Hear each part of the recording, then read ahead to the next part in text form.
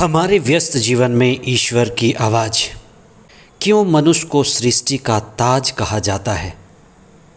इसीलिए क्योंकि मनुष्य ईश्वर के साथ जुड़ सकता है, मनुष्य ईश्वर के साथ संयुक्त हो सकता है, मनुष्य ईश्वर की संगति कर सकता है। यही मनुष्य के आत्मज्ञान की ऊंचाई है, जो पशुओं के लिए संभव नहीं है। आज हम इस पर विशेष चिंतन करें। 22वां सामान्य सप्ताह 7 सितंबर 2024। पहला पाठ कुरिन्थियों के नाम संत पौलुस का पहला पत्र, अध्याय 4 पद संख्याएं 6 से 15 तक, और संत लूकस का सुसमाचार अध्याय 6 पद संख्याएं 1 से 5 तक। प्रभु की दिव्य वाणी कहती है, मनुष्य ईश्वर से संयुक्त होकर जीने के लिए बना हुआ है। मनुष्य ईश्वर का प्रतिरूप है। इसीलिए उत्पत्ति ग्रंथ के दूसरे अध्याय पद संख्या 2 में दिव्य वाणी कहती है, ईश्वर ने सारे संसार की सृष्टि की और ईश्वर सृष्टि का कार्य पूरे करने के बाद विश्राम किया। ये बड़ा महत्वपूर्ण बात है। ईश्वर विश्राम किया। विश्राम करने का अर्थ है स्वयं में होना।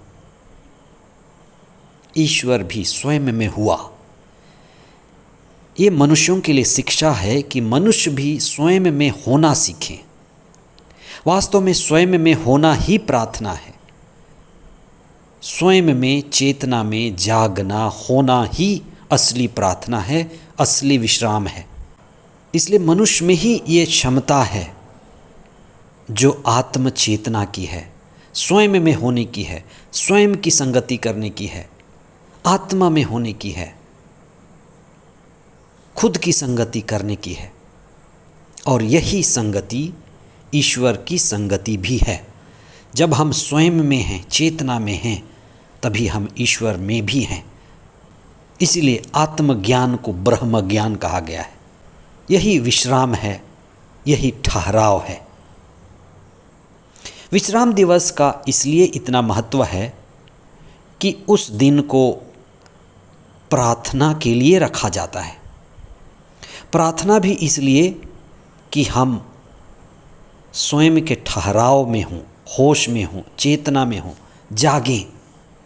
इसलिए उस दिन और कोई भी काम महत्वपूर्ण नहीं है, लेकिन ईश्वर में होना सबसे महत्वपूर्ण है। प्रभु की संगति करना सबसे महत्वपूर्ण है। इसलिए इस दिन को प्रभु का दिन कहते हैं, और प्रभु का दिन प्रभु के लिए है, और ये सर्वोत्तम है, आवश्यक भी है। इसलिए लोगों को सिखाया गया कि सारे काम आप छोड़ दें, ईश्वर की संगति करें। मूसा की 10 आज्ञा में भी विश्राम दिवस की चर्चा है, और इस दिवस को बड़ा महत्व मिला है। लेकिन समय बीतते बीतते चीज़ें बदल जाती हैं।